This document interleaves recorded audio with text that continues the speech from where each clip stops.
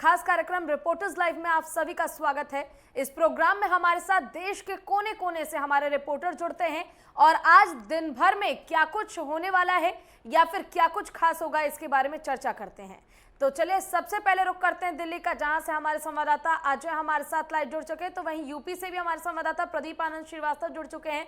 रुख दिल्ली का करते हुए अजय आपसे जानेंगे कि आज दिल्ली में क्या कुछ अहम रहने वाला है, कौन सी बड़ी खबरें हैं। पूजा, आज जिस तरीके से आज जो दिल्ली की जो बड़ी खबर रहेगी आम आदमी पार्टी और केंद्र सरकार के बीच की है।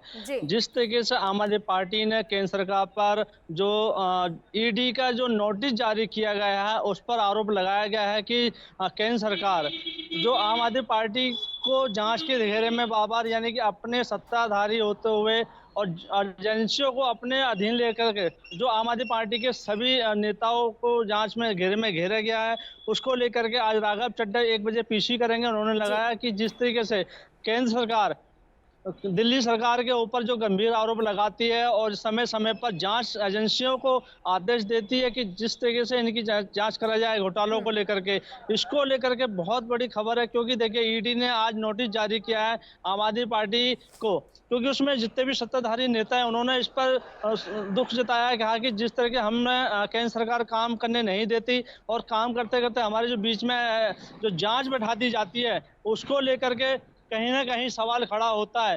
लेकिन दूसरी तरफ ये भी है कि देखिए जिस तरीके से कोई घोटाला हुआ था, सीबीआई जांच बैठी थी, उस पर भी सवाल जो आम आदमी पार्टी की तरफ से कहा गया था। लेकिन एजेंसियां तो सभी की होती है, लेकिन हाँ जांच जब होती है तो केंद्र सरकार पर ही उठाया जाता है, क्योंकि ये सारी एजेंसियां केंद्र सरकार अधीन आती है। एक बार फिर आम आदमी पार्टी जाँच के घेरे में है। दूसरी बड़ी खबर यह है कि जिस तरीके से कोरोना को हम बात करें दिल्ली में, तो कोरोना सीमित है और अभी 24 घंटे में जिस तरह से केसेस आए हैं वो 57 केस आए हैं और उसमें कभी किसी की भी मृत्यु होने की वो नहीं दी गई है। लेकिन हाँ कोरोना कंट्रोल है और जो वैक्सीनेशन है वो तेज किया गया है। तो ये एक शुभ समाचार है कि दिल्ली के अंदर इस तरह से जो कोरोना केसेस कम आ रहे हैं। हाँ लेकिन डेंगू जो है मरीज हैं वो बढ़ते नजर आ रहे हैं, उस पर अभी कंट्रोल नहीं हो पा रहा है, क्योंकि यूपी से बढ़ते बढ़ते अब दिल्ली के अंदर भी कोरोना इस टाइप के जो फीवर जो चल रहा है उसको लेकर अब देखिए जगह जगह कॉलोनियों में जो छिड़काव किया जा रहा है दवाई को लेकर के, धुआं किया जा रहा है, लेकिन हाँ कंट्रोल किया जा सकता है। और दूसरी चीज़ है कि जिस तरीके से लगातार बारिश हो रही है, हमने पहले भी कहा था कि 3 दिन लगातार मौसम जो अलर्ट रहेगा, ग्रीन अलर्ट रहा था, बारिश भी हो रही थी, लेकिन आज भी आसमान में बादल छाए रहेंगे, जगह जगह बारिश होती रहेगी। ये पूजा जी, आपका बहुत बहुत शुक्रिया तमाम जानकारी के लिए अजय। अब सीधे रुख करते हैं उत्तर प्रदेश का और वहां से हमारे संवाददाता प्रदीप हमारे साथ जुड़े हुए हैं। प्रदीप, आपसे जानेंगे कि उत्तर प्रदेश में आज क्या कुछ खास रहने वाला है, क्या कुछ महत्वपूर्ण खबरें हैं।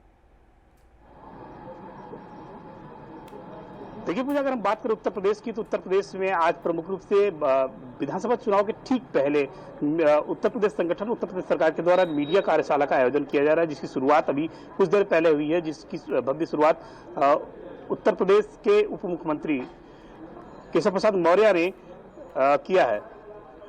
अगर हम बात करें आगामी अन्य जो घटनाएं हैं, जैसे मनीष सिसोदिया आज जो है अयोध्या से अपनी यात्रा की शुरुआत करने जा रहे हैं और फिर उसके बाद तमाम ऐसी बड़ी घटनाएं हैं।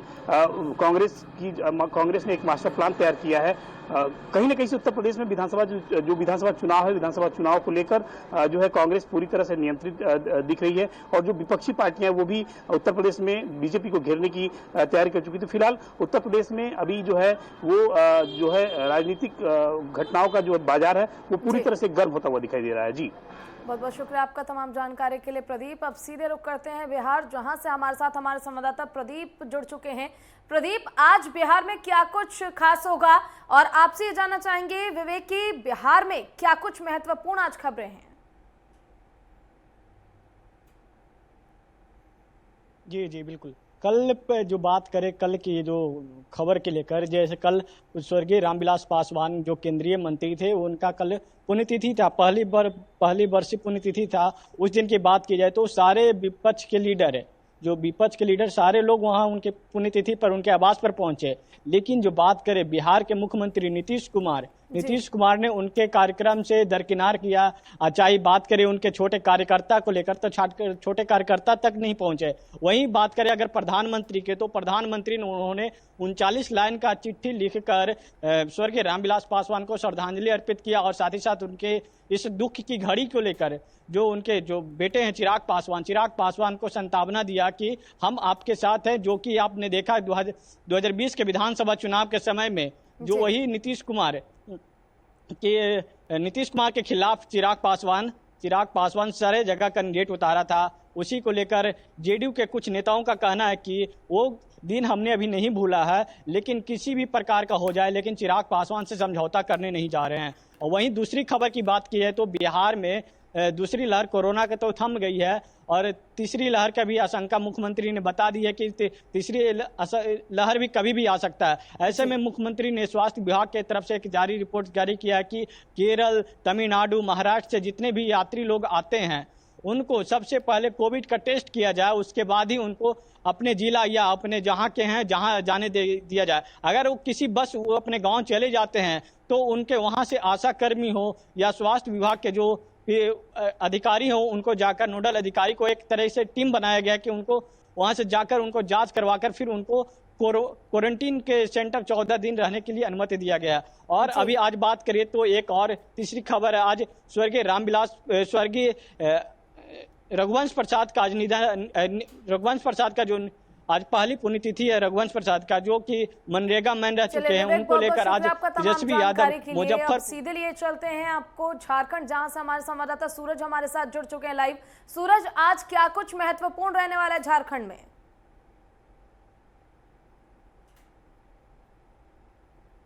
शिक्षकों के साथ वो महत्वपूर्ण बैठक करेंगे और बैठक के बाद ये जायजा लेंगे कि आखिरकार इसी में कमियां क्या है, क्योंकि लगातार यहाँ पे 7 महीनों से जो कर्मचारी है उन्हें वेतन नहीं मिल रही है, उसका लगातार वो वेतन ना मिलने के वजह से वो विरोध कर रहे हैं। तो ऐसे कई चीजें हैं जो वो यहाँ पे निर्देशकों के साथ बैठकर रायशुमारी करेंगे। इसके अलावा जो भारी उद्योग सचिव है अरुण गोयल, वो दुर्गापुर के स्टील प्लांट में एक उपकरण एचईसी में बनाया गया है, उस उपकरण को रांची के एचईसी से वो हरी झंडी दिखाकर रवाना करेंगे।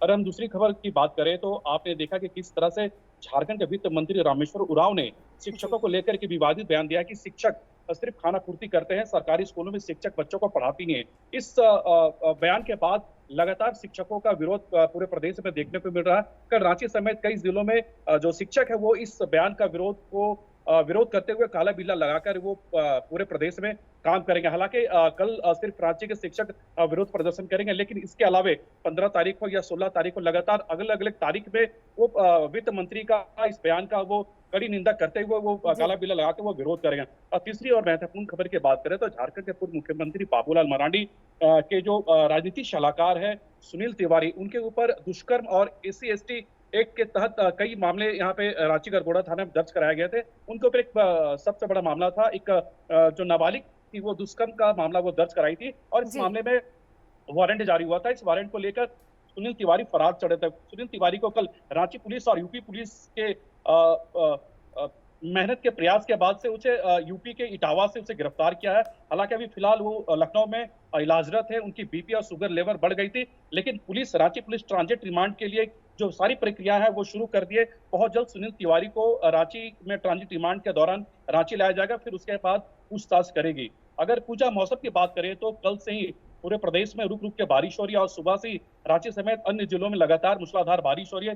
जाहिर सी बात है बंगाली खाड़ी में निम्न लो प्रेशर उठने की वजह से इस तरह का माहौल यहाँ पे देखा जा रहा है और मौसम वैज्ञानिक ने साफ जाहिर किया है कि आने वाले कुछ दिनों तक यानी परसों तक लगातार इसी तरह से मौसम बना रहेगा। पूजा जी, बहुत बहुत शुक्रिया आपका तमाम जानकारी के लिए। रुक करेंगे छत्तीसगढ़ का, जहां से हमारे साथ हमारे संवाददाता उत्पल सेन गुप्ता जुड़ चुके हैं। उत्पल, आपसे जानना चाहेंगे कि आज छत्तीसगढ़ में क्या कुछ खास रहेगा जिस पर नेटवर्क 10 की निगाहें जो हैं वो दिन भर बनी रहेंगी?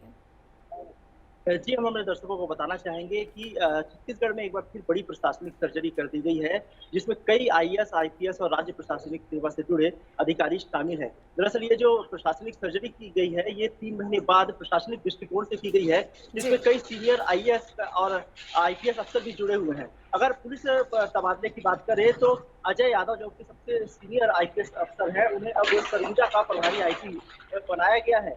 इसके पहले रतन लाल डांगी जो बिलासपुर के आईजी है वह सरगुजा का अतिरिक्त प्रभार रखे हुए थे, मगर अब जब अजय यादव को प्रभारी आईजी बना दिया गया है तो वो जल्दी ही उनके चार्ज लेने के बाद अपनी जिम्मेदारियों से मुक्त हो जाएंगे और उनके पास सिर्फ बिलासपुर संभाग के रेंज के ही प्रभार रहेगा। दूसरी बड़ी खबर की बात करें तो प्रधानमंत्री जल्द ही कलेक्टर एसपी कॉन्फ्रेंस में कोरोना और सूखे की स्थिति का समीक्षा करेंगे। दरअसल ये जो समीक्षा है ये अगले सप्ताह 17 सितंबर के बाद हो सकती है, जिसमें 4 नए जिलों के ओएसडीपी नियुक्त किए जाएंगे जो इस नियुक्ति के दौरान आईएएस और आईपीएस बनकर उस जिले की जिम्मेदारियां तय करेंगे। इसके साथ ही इन बैठक में, इस कॉन्फ्रेंस में कानून व्यवस्था को लेकर भी चर्चा की जा सकती है और इसके साथ ही साथ इस नए जिलों के गठन की प्रक्रिया के बारे में बताया जाएगा। साथ ही साथ अगर ये बैठक जो है वर्चुअल, ये किस तरीके से होगी, वर्चुअल होगी या रूबरू होगी रायपुर में, यह फिलहाल तय नहीं है।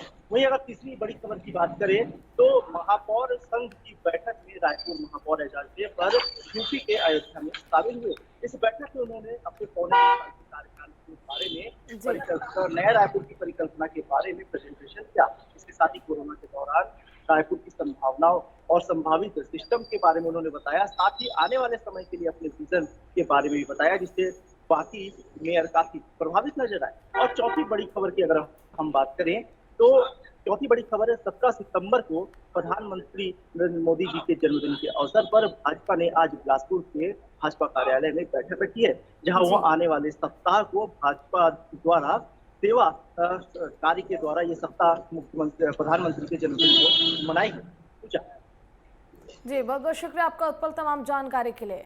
और सीधे रुक करते हैं जम्मू कश्मीर का, जहां से हमारे साथ अजहर हुसैन हमारे संवाददाता जुड़ चुके हैं। अजहर, आपसे जानना चाहेंगे कि आज क्या कुछ खास रहेगा जम्मू कश्मीर में?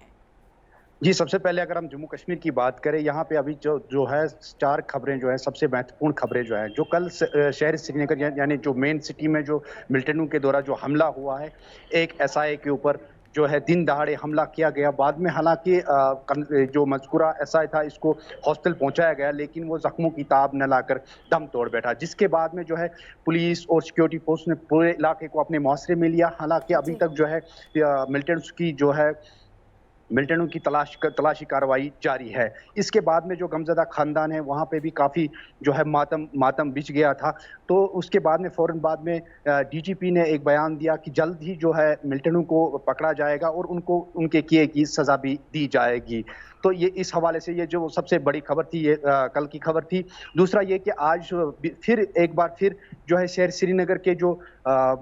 श्रीनगर के बिमना इलाके में जो है कायम 166 सीआरपीएफ की 28 बटालियन के बैंकर के सामने कुछ ग्रेनेड जो है पाए गए हैं। बताया जाता है कि 5 से 6 ग्रेनेड जो है पाए गए हैं। हालांकि बम डिस्पोजल स्क्वाड जो है मौके वारदात पर पहुंच गई और मौके को देखकर वो इस चीज़ को टालने की कोशिश करेंगे कि हालांकि ये देखा जाता है कि ये अभी लाइव है या इनमें कुछ इसको डिस्पोजल करने की ज़रूरत है, इसको यहीं पे क्या करने की ज़रूरत है। इस पे हालांकि जो है बम डिस्पोजल स्क्वाड जो है वो लगी हुई है। तीसरी बड़ी खबर यह है कि हालांकि मौसम के हवाले से जिस तरीके से हमने पिछली बार भी रिपोर्ट में बताया था कि मौसम में काफ़ी जो है गर्म मौसम था, तो उसके बाद में 2 दिन जो है लगातार बारिश हुई, जिसमें जो है बाग मालिकान यहाँ के ज़मींदारों में काफ़ी खुशी की लहर दौड़ गई। हालांकि अभी भी जो है मौसम आज 2 दिन के बाद धूप खिली और मौसम काफ़ी खुशगवार हुआ है। इसी बीच जो बारिश के बीच में यहाँ पे कुलगाम के मीर बाजार इलाके से जो है कुछ नोमैड्स फंसे हुए थे, जिनके पास माल मवेशी थे, कुछ माल मवेशी थे। हालांकि पुलिस को जो है सुबह मॉर्निंग में जो इतला मिली कि 6 बजे के करीब उनको इतला मिली कि कुछ मवेशी और कुछ फैमिलियां वहां पे फंसी हुई है। पुलिस एसडीआरएफ टीम जो है मौके वारदात पर पहुंच गई और उनको माल समेत जो है रेस्क्यू किया गया। ये सबसे बड़ी सबसे 3 खबरें जो है जम्मू कश्मीर से आ रही है। जी अजहर, आपका बहुत बहुत शुक्रिया तमाम जानकारी हमारे दर्शकों तक पहुंचाने के लिए। और अब आपको सीधे लिए चलते हैं उत्तराखंड, जहां से हमारे संवाददाता ज्ञानेंद्र तिवारी हमारे साथ लाइव जुड़ चुके हैं। ज्ञानेंद्र, आज क्या कुछ बड़ी खबरें हैं हमारे दर्शकों के लिए? देखिए पूजा, उत्तराखंड की अगर बात करें तो उत्तराखंड में सियासी जो हलचल है वो दल बदल के कारण बढ़ी हुई है। आज की अगर हम बात करें जिस तरीके से हमने पिछले दिनों देखा, जो निर्दलीय विधायक प्रीतम सिंह ने भाजपा ज्वाइन की, और कल जिस तरीके से कांग्रेस के विधायक राजकुमार ने भाजपा की सदस्यता ज्वाइन कर ली है, तो आज इस तरीके से उत्तराखंड के अंदर एक सियासी जो हलचल है वो साफ तौर पर देखने को मिल रही है। भाजपा कांग्रेस के अंदर जो मंथने हैं चल रही है अपने जो विधायक हैं, वरिष्ठ नेता हैं, उनको साथ के रखने की। और ऐसे में जिस तरीके से हमने ये भी देखा कि कांग्रेस की तरफ से किस तरीके से कई जो नेताओं को, भाजपा के नेताओं को कांग्रेस ज्वाइन कराया गया, और अब जिस तरीके से भाजपा की तरफ से विधायकों की जो ज्वाइनिंग कराई जा रही है, और अभी भी जिस तरीके से भाजपा की तरफ से बात कही जा रही है कि अभी भी कई ऐसे मौजूदा विधायक हैं, कई पूर्व विधायक हैं कांग्रेस के जो भाजपा की सदस्यता ज्वाइन करने वाले हैं और जल्द ही उनको सदस्यता ज्वाइन कराई जाएगी।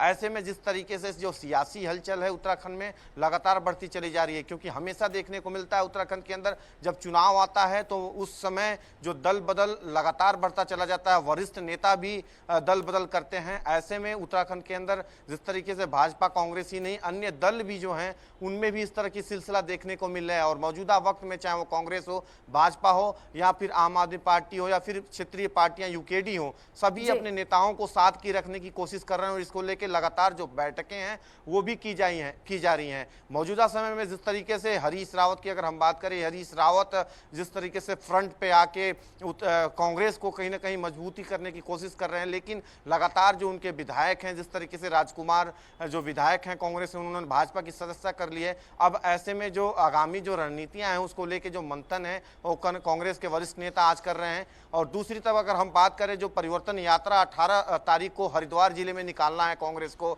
11 विधानसभाओं में परिवर्तन यात्रा निकालना है, उसको लेके जो मंथन है आज कांग्रेस के अंदर वरिष्ठ नेताओं के बीच हो रहा है। और जो प्रदेश अध्यक्ष गणेश गोदियाल हैं, पूर्व मुख्यमंत्री हरीश रावत हैं, इसके अलावा जो वरिष्ठ नेता हैं, चाहे नेता प्रतिपक्ष प्रीतम सिंह हो, सभी कांग्रेस के दिग्गज नेता आगामी रणनीतियों को लेकर जो चर्चा है वो करते हुए नजर आ रहे हैं। इसके अलावा अगर हम बात करें जिस तरीके से, अगर मुख्यमंत्री की बात करें तो मुख्यमंत्री आज 11:30 बजे से जो सैन्य धाम को लेके जो समीक्षा बैठक है वो कर रहे हैं। ये समीक्षा बैठक मुख्यमंत्री आवास में चल रही है और काफ़ी महत्वपूर्ण ये बैठक है, क्योंकि उत्तराखंड के अंदर 4 धाम के अलावा 5वें धाम के रूप में सैन्य धाम का निर्माण उत्तराखंड सरकार की तरफ से की जा रही है। और ऐसे में सैन्य धाम को लेके लगातार जो बैठकें हैं वो हमने देखी हैं। आज भी ये मुख्यमंत्री की अध्यक्षता में जो बैठक चल रही है, इसमें जो एजेंडा है तैयार किया जा रहा है। देहरादून क्षेत्र में सैन्य धाम बनाया जा रहा है, पहले से इसके लिए ज़मीन जो है वो चिन्हित भी कर ली गई हैं और उसके जो काम हैं वो शुरू होने वाले हैं। ऐसे में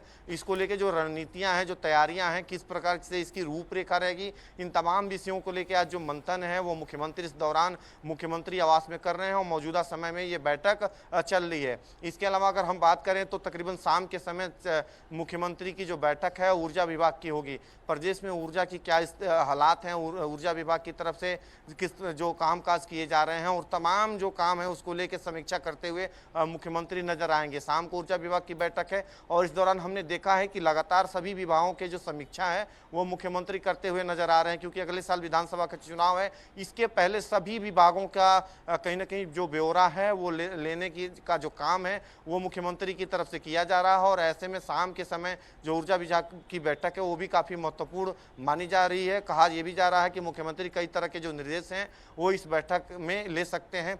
और जिस तरीके से इसके अलावा अगर हम बात करें, जिस तरीके से मौसम विभाग की तरफ से पहाड़ी क्षेत्रों के लिए अलर्ट भी जारी किया गया है। हालांकि कल से कुछ मौसम देहरादून के अंदर हमने देखा है कि साफ है, सुबह के समय से ही। आज की अगर हम बात करें तो मौसम काफ़ी साफ है, लेकिन पहाड़ी इलाकों की बात करें, खासतौर पर कुमाऊं के इलाकों की बात करें तो कुमाऊं के नैनीताल, पिथौरागढ़, बागेश्वर जिलों में हल्की बारिश की जो संभावनाएं हैं व्यक्त की गई हैं। गढ़वाल की अगर बात करें तो रुद्रप्रयाग, चमोली, उत्तरकाशी के ऊंचाई वाले इलाकों में हल्की बारिश की जो संभावनाएं हैं वो व्यक्त की गई हैं। बताया जा रहा है कि 14 तारीख तक जो बारिश है वो उत्तराखंड के अंदर देखने को मिलेगी। दूसरी तरफ हमने देखा है कि सितंबर के महीने में सबसे अधिक जो बारिश है वो उत्तराखंड के अंदर हुई है। ऐसे में उम्मीद ये भी जताई जा रही है कि अब जो है धीरे धीरे करके जो मानसून है वो वापस जा रहा है, ऐसी संभावनाएं मौसम विभाग की तरफ से जताई गई हैं। लेकिन बहरहाल 24 घंटे जो बारिश का सिलसिला है पहाड़ी इलाकों में देखने को मिल सकता है। जी बहुत बहुत शुक्रिया ज्ञानेंद्र, आपका तमाम जानकारी हमारे दर्शकों तक पहुंचाने के लिए।